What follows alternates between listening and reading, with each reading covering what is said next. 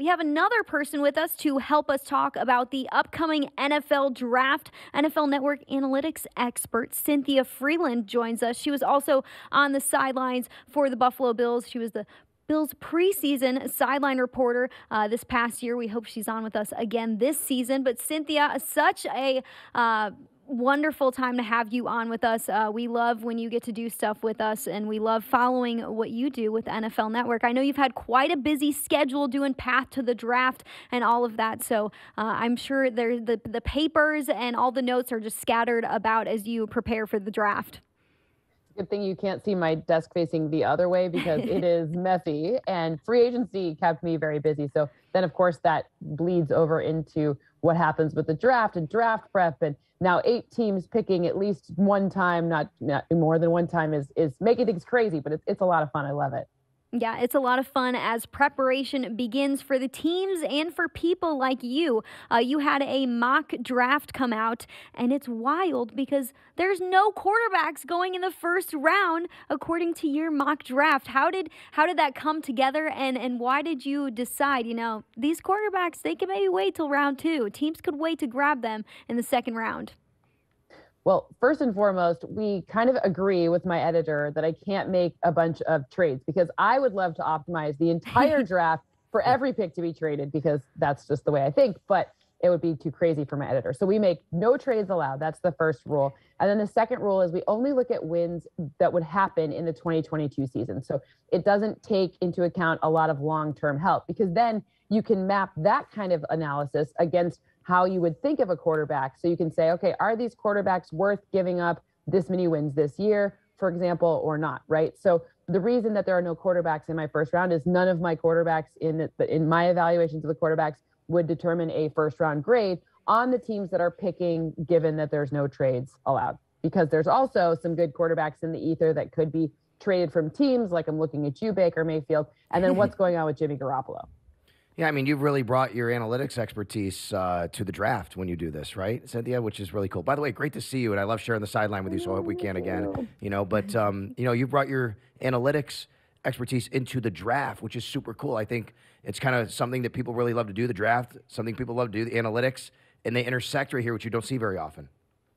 Yeah, and it's cool because a lot of the things that we're able to do now is to look at, what is the projected draft range for a player, like, and what, how does that work? Like, what's the likelihood that player X will be available at pick 25 or at pick, what in your second and third and fourth round? So that's kind of fun stuff that we can use the numbers and a historical model of where the people who are after actually filling out the card and saying this is the draft pick, where they were actually drafting in the past. So you can say, like, what's the chances we get this corner at 25, or should we move up or down, et cetera. So it's to approximate what happens really in actual teams in their front offices as the draft process is unfolding.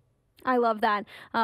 So many different things to think about in terms of how you look at the NFL draft, whether it's the player's production at their college level or whether it's what that team needs from a player and what position. For the Buffalo Bills, number 25, you have Zion Johnson being drafted by the Buffalo Bills. Tell us about Zion Johnson and why you think he's a good fit with the Bills. Well, Bills have gotten some good notes from Boston College people. I mean, me, Matt Milano, Matt Milano. Anyway, so, but ultimately, I think the value of interior offensive linemen, especially, you got to remember, you have to compete in the most, difficult conference. The AFC compared to the NFC is just very, very different. Like, you could put the Bills in the NFC and we're just like, okay, well, like, Super Bowl run is like the AFC is a gauntlet. And then you have to look at their schedule and you have to look at their opponents and what this division. So in shoring up that interior offensive line is a really key place of development, a really key area where you've got a mobile quarterback, you've got all these different options that you've seen. We've seen a very pass-heavy offense, especially on first down. So what are you going to do to create the most amount of security for the offense that you want to run? And maybe it's not sexy to some people, but offensive linemen, I mean, they always say, like, the tight end's the best friend of the quarterback. I guess Stephon Diggs is the best friend of your quarterback. But ultimately, I think you'd have to say your O-line is pretty much everyone's best friend. Everyone's happy when you have a really good O-line. So when you do this exercise, you don't have the quarterbacks because of how you explain it through analytically. but how does the offensive line fall overall? Like, how do you view that group and how it pertains to the wins and the analytics part of it? Because it's interesting that you don't have the quarterbacks, but you do at least have one offensive lineman because you're the Bills taking one at 25. Yeah, so there's a number of good tackles and interior offensive linemen in this draft. I have this one actually a little bit switched because I think Evan Neal is slightly ahead of Icky. Okay, we're really just like splitting hairs here, Right. but ultimately Tyler Linderbaum. I know at center isn't, as far as positional value, one of those things that people are like, oh, we need to go get a center, but he is exceptional. Would make a big difference. Kenyon Green, Zion Johnson. And of course, even down to Bernard Raymond, if you watch his Central Michigan film, and that's not a big school, and I understand he and Trevor Penning did not play the same caliber of offense as, say, Evan Neal at Alabama, but ultimately you're seeing some burst there that's really important. So this is a really strong O-line class. And I think both Icky and Neal, and even Charles Cross, rather, are going to be guys who are going to step in day one and just make a monstrous difference for their team. All of these guys listed on the screen right now, really, really nice. And any team that gets them is going to be happy, even if it doesn't sound so sexy to be like, we drafted like a 350-pound man. Yes, you need that. Yes, do that. Another popular position for the Bills at number 25 has been cornerback, because we know Tre'Davious White is rehabbing from that ACL injury. The Bills don't have Levi Wallace anymore. They do have Dane Jackson, so I think he has some potential there. But do they bring in somebody to compete for that starting spot alongside Tre'Davious White? So we've seen a lot of mock drafts that also have corners, but you never know when the run on corners could start. Who knows if there's going to be any corners available by the time the Buffalo Bills draft at number 25. So where do you see some of these top corners going off the board at? It's funny because as you talk about positional value, right? Like people say quarterback, then you talk pass rusher, left tackle, then you talk wide receiver and corner. And those two things, wide receiver and corner, can be flipped 4 or 5 for each one, which means once there's a run on one, so if it starts with a wide out run, then you probably get more wide outs being taken in the first run. You start with Ahmad Gardner or Derek Stingley too early, then you're going to get that run that's coming down of these corners. Now, a lot of these guys, Sauce Gardner is really, really fun to watch. You look at Derek Stingley, it's interesting because his 2019 film is incredible. Like, if he could have been drafted that year, he would have been the number 1 corner taken. But it kind of fell off in the past 2 seasons. So there's some question there, whereas Ahmad Gardner right now seems to be everyone's number 1. I would probably flip maybe Andrew Booth just slightly ahead of Trent McDuffie, but now again, we're potato. But until there's a pretty big line right there after Khair Alam from Florida. And then, Roger McCreary goes down kind of a little bit more. So when I look to see kind of what's going on here, you could easily get one of these, just circle those top 5 that you have on that list.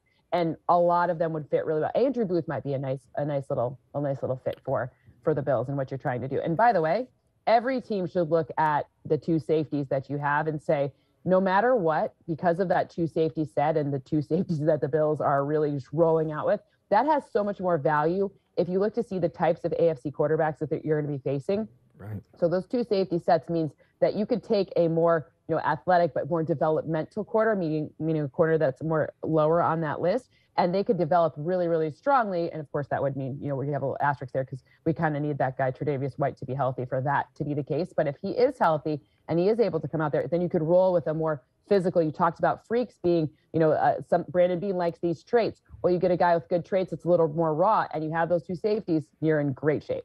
Yeah, and that's why a guy like Daxton Hill is also in the mix, I think, because he's so versatile.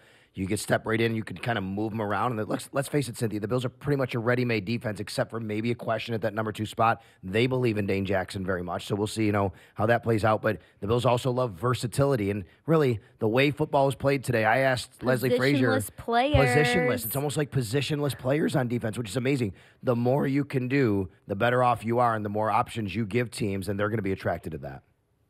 Yeah, it's interesting because the positionless is good, but you can't have too many positionless players, right? Like, you have to have like a number that are like doing their thing so that it all fits. Because if you go back, and a really good example, if you're looking for too many positionless players or taking too long, it's about learning curve. And you do not have a long rope to have a learning curve in your conference, in your division, because those games they all matter. This isn't the NFC, people. But I'm saying, if you go watch the Cardinals defense, when you see Budda Baker along with Isaiah Simmons, positionless, Budda Baker exceptional and positionless, but it's taken a little bit of a time for them to gel together. When we look at wide receivers, everybody is saying also the first round has a lot of depth for wide receivers. Again, with the cornerbacks, you could flip those two, like you said. Maybe the run on wide receivers starts before the run on corners. Why could Garrett Wilson out of Ohio State be the first wide receiver taken in the NFL draft? You have the Jets selecting him with the 10th overall pick. Garrett Wilson is an incredible route runner. So I love the combine because who doesn't love like all these metrics? But at the end of the day, to me, the more predictive stuff, and it has bared out through the data, is when you see what happens when they're in pads, not running in straight lines, and not practicing like the drill itself, right? So when you look at Garrett Wilson, who's 40, is incredible. When you see him on the field, the speed translates, but it also translates into crisp route running. He is where his quarterback expected him to be, very reliably, at a very high rate. In fact, the highest rate. And I will say Jamison Williams, who's out of Alabama, but had an injury in the national championship game, tore his ACL. So he is also a very crispy route runner. But him and Garrett Wilson are 1 and 1A, and Garrett Wilson will be ready to go day one. Yeah, it'll be exciting to see where these wide receivers go. Garrett Wilson, Drake London, Jamison Williams. It's interesting to watch him jump up the draft board because a lot of people mocked him to the Buffalo Bills when some of those first mock drafts started to come out. And now it seems like he's been jumping up to like the teens, which is where he could go. What would you say is another surprising element in your mock draft that you've released? Look, first of all, I was allowed to create a fake scenario on Path to the Draft. And I was like, what if we gave Josh Allen also Jamison Williams? And I'm like, this is fantasy football. It's a video game at that point with all those different options. Yes. But I don't think he's going to be available anymore. One surprising thing for the wide receivers in my mock draft is I think I'm higher on Treylon Burks most. I think he got a little dinged at the combine because his 40 time was a bit slow, or at least they perceived it to be slow. And I think he's 26 on this rank right here. But go watch the film on Treylon Burks, and he is nasty, especially in the red area. And I don't care about his 4.57. I'm the analytics person telling you that his on-field speed with the pads and against the other players is worth saying, don't worry about whatever that 40 time was. Just dismiss that and move on, because his actual game footage is really strong, and he's incredibly quick and twitchy in the red area, which is where you need him to do that, to be able to break open from defenders that are trying to stop him. You see, this is that sideline thing we got going on. Treylon Burks, we're right here. I'm right here with you, Cynthia. And here's the other reason. I love what you're saying about him. I also think he's a great fit for what the Bills want and need right now. Let's remember how this offseason has gone for the Bills. They targeted J.D. McKissick. They thought they had him, didn't get him. They get Duke Johnson. They're looking for someone to put the ball in their hands out of the backfield. And Treylon Burks, even though he's a wide receiver, he's kind of Deebo Samuel-light coming into the NFL, right? You can give him the ball. He can do a lot of things. 6'3", 225. He's a beast. I think he fits perfectly into what the Bills want to take their offense to the next level. Yeah, again, throw out that 40 time, because it's fun, but it's not super predictive. Right. At all. Very, very little predictive value to that. Cynthia, when you look at the AFC East, the Buffalo Bills got better, but the Miami Dolphins got a big name in Tyreek Hill. Who knows how this whole scenario is going to play out? Is it going to help Tua? What is Tua going to look like with some more pieces on that offense? It seems like they have something that they could put together. A new coach, still a lot of newness there in the AFC East with teams rebuilding, with the Jets still trying to do a rebuild. So do you think the Dolphins are trying to win now with Tyreek Hill, or do you look at that scenario and that situation more as maybe this is going to take a couple years, or this is what we need for us to see if Tua is the real deal at quarterback?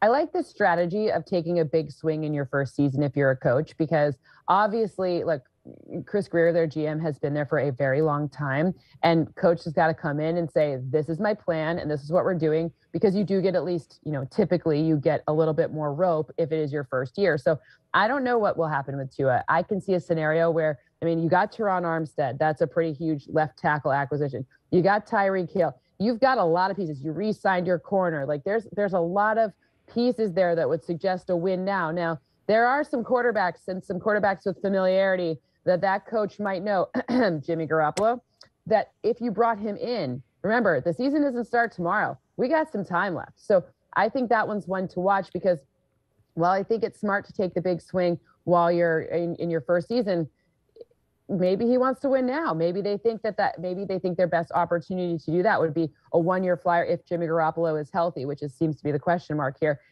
with that scheme familiarity. Because we don't know with Tua, the deep passing, he hasn't taken many deep attempts. We don't know if he can really exploit the talent that they brought in from Tyreek Hill's skill set, because we haven't seen him do it. Doesn't mean he can't. We just haven't seen it. The resume reel, the highlight reel does not show that. So I don't know. I'm interested to see. I'll give Tua credit for being an adult, because his career has started off in a wonky way and seems to be handling it well. But if they decide they want to win now and not give Tua any rope, they could easily go out there, grab Jimmy Garoppolo and, try to, that might be the best chance they have to do that if they think 2022 is the season. I think a lot of people think the Dolphins have surpassed the Patriots maybe. The Patriots now, seems like they've kind of targeted some guys. They don't get them, right? I mean, it's different now without Tom Brady, the way they seem to try to operate here. And we saw what the Bills did to them here in the wild card game, just behind where we're sitting here in Orchard Park. What about the Patriots and where they are right now, the development of Mac Jones? It seems like they're still searching for it. Even though they got Devontae Parker, maybe need more weapons to add to that offense. Yeah, that didn't impress me. I was interesting. Right. Why are you letting J.C. Jackson go? What's that about? J.C. Jackson's awesome. What are you doing with that? But I think the Patriots are, you have to give them the benefit of the doubt, because they have managed to exceed our expectations, right? I don't know what's going on with their defense. There's a lot of pieces that are left unsigned, and there are only so many draft picks. And by the way, draft picks don't always pan out. So I'm not entirely sure what to expect from them yet. It does not seem like they are not this scary threat. If I were in the AFC West and it's okay, which team didn't get better? All of the AFC West teams, I think the Chiefs should be worried, because every other AFC West team just got so much better. But I'm not worried about them in that same way, because when you look to see, Mac Jones will need now, he had some benefits to having Josh McDaniel teach him what to do. He's not there anymore. Is Bill Belichick going to come and suddenly become this offensive guru and figure this out? I know he's a great guru, don't get me wrong, but I have known him to be more of an actual head coach, not sitting in the quarterback room, hammering Mac Jones on what's going on, right? So it's going to be interesting to see how it pans out, but you got to give respect where respect is due, and he's obviously the coach. So that is you can never underestimate a Bill Belichick led team, but the pieces do not suggest something that's scary, and especially with the wide receiver situation being what it is, their wide receivers don't inspire fear. And again, it is a long free agency process, so there are still some names out there that they could go grab. But right now, I'm confused at what I'm looking at. Let's round it out with the Jets. I mean, they have the 4th overall pick and the 10th overall pick in the first round in the NFL draft. They could get 2 really good players who do make an impact in their first year. Now, you said, draft picks don't always pan out, but you would hope that first round picks pan out, especially first round picks who are in those top 10, that top 10 number there. How many drafts are the Jets away from actually being able to compete and putting something together? Mekhi Becton is another name who was drafted very high, who should maybe be healthy and have an impact on that team. Where do the Jets sit in all of this, and will they ever be able to compete? The biggest question mark I have for the Jets right now is all about their quarterback, because you took a big swing on a guy last season, and whether or not the big ticket Mekhi Becton, that's a great nickname, by the way, whether or not Mekhi Becton is healthy, whether or not all of these, are they going to get one of these top wide receivers? They need corners, they need receivers. There's a number of things. Their defensive front is probably the strength of their team, so they maybe don't need that, but they could always add a pass rusher, because you always need to. But ultimately, they have some options with what they've created with their draft equity. And they did do a nice job of drafting last season, but in their later rounds, they got Michael Carter for what felt like a steal. Great. That's a running back. It's not high positional value, but you got to figure out Zach Wilson. It'll all rest on the arm of their quarterback. Is he going to pan out, or is this not going to be something that was the right selection? That there's no position that matters more. There's no position that has more value. And it's the one that if you get it wrong, it will punish you the most. So sure, draft all the other ancillary players you want and set this guy up for success.